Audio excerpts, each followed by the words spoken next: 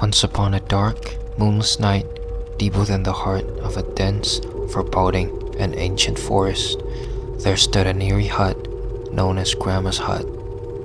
Its decaying wooden walls creaked under the weight of secrets, while the eerie glow from within beckoned unsuspecting wanderers.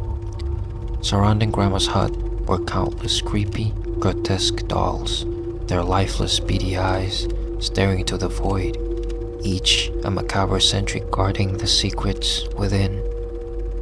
Symbols of witchcraft adorned the gnarled branches of the trees overhead, swaying ominously in the wind and whispering tales of dark enchantments and forbidden rituals. It was a place where darkness thrived and nightmares were born, but nobody knew the truth hidden behind the facade of the woman who resided there, an old woman that the locals of a nearby forgotten village dubbed Gramma and whispered eerie tales about. They believed that she possessed supernatural powers, deeming her a witch. She was a woman who struck both awe and terror into the hearts of all who encountered her, and people warned their children to stay far away from the path leading to her dwelling. She appears to be a sweet, frail, old lady, however, but her true nature is far more sinister.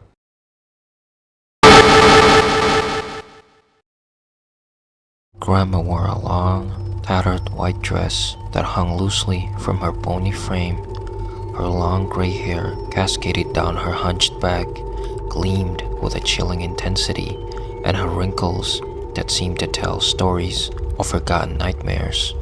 Every step she took was also accompanied by the eerie sound of her gnarled cane tapping against the forest floor. Despite the warnings, children in the village would often be drawn to Gramma by her deceptive charms. With her gentle voice and promises of delectable candies and irresistible treats, she lured the children to her hut, their innocent laughter masking the gruesome fate that awaited them. Once trapped within the walls of the hut, the children's smiles turned to horrified screams as they realized the true nature of their host. Gramma, with a twisted grin on her wrinkled face, reveled in their terror. With her wrinkled hands, she would suffocate the innocent victims, stealing away their last breath. Gramma's gruesome deeds did not stop there. Skinning the children, she would separate flesh from bone, carving their tender remains like a butcher. Blood would stain her hands, and like an unholy painter creating a morbid masterpiece, Gramma reveled in the gory spectacle. Chopping the children's bodies into small, bloody pieces, she would add them to a bubbling cauldron, joining a sickening stew of human flesh and mixing their innocence with a wicked blend of herbs and spices. The scent of their remains would waft throughout the forest, a haunting reminder of the unspeakable horrors taking place within Gramma's hut.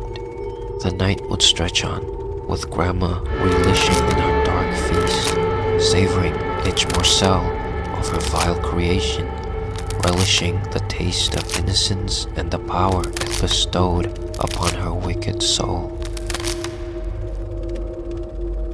And so, Gramma's hut became a place of terror, a cautionary tale whispered among the villagers who dare not venture near.